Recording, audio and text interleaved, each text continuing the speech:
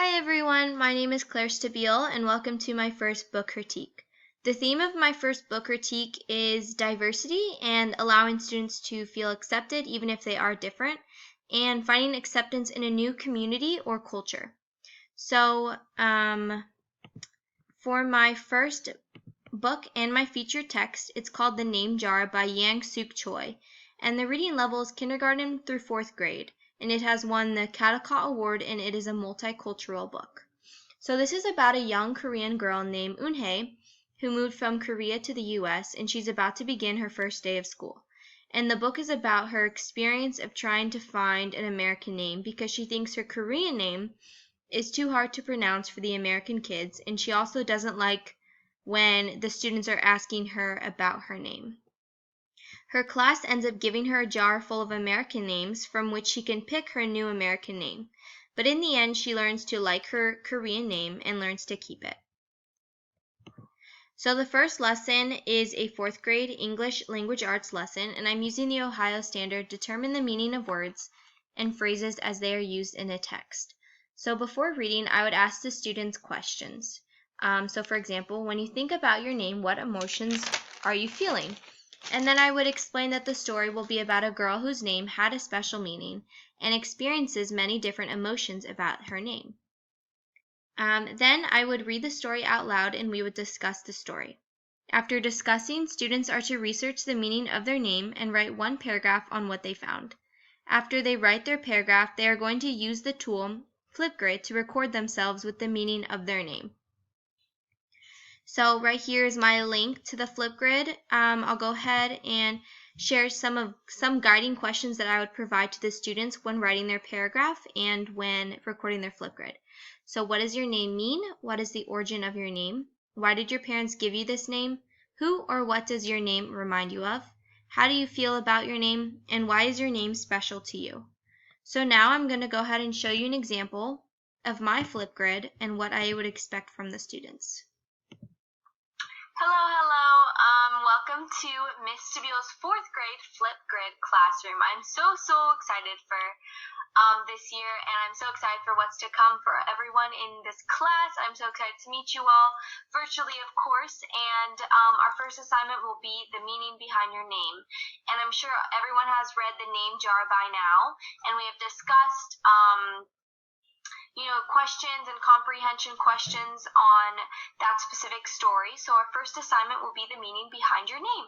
And I'm very excited for this assignment because you will be going into, doing some research on your name, what it means, where it came from, the origin, why your parents named you that, why it's special to you, and what emotions you have affiliated with your name. So for example, my first name is Claire. And it literally means clear and bright. It is derived from an Irish name, Clara, and I really do love it. I love my name. I'm happy with my name. My parents named me after the Saint Clare, and I think that the name Claire is special to me because the way it's spelled. It is spelled without an I, without an R, so it's C-L-A-R-E, which is very unique to me. And I'm running out of time, but that is a little bit about the assignment, and if you have any questions, feel free to reach out. So that is a bit about what I would expect my students to have for the Flipgrid. And so the second lesson is a 3rd grade social studies lesson. Based off of the Ohio Standard, daily life is influenced by the agriculture, industry, and natural resources in different communities. So after reading the book, students will share one point they found fascinating or interesting about the story. And then we will talk more about the culture of South Korea and the difference between South Korea and the US.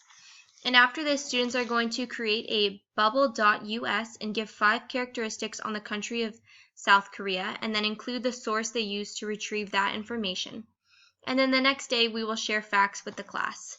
So here is an example of what I expect from their bubble. So I have South Korea in the middle, and then I have 5 different facts. So I have South Korea is 7 times smaller than Texas. The main religions in South Korea are Christianity and Buddhism. Seoul is the country's biggest city. South Korea is located on Eastern Asia and sits on the Korean peninsula.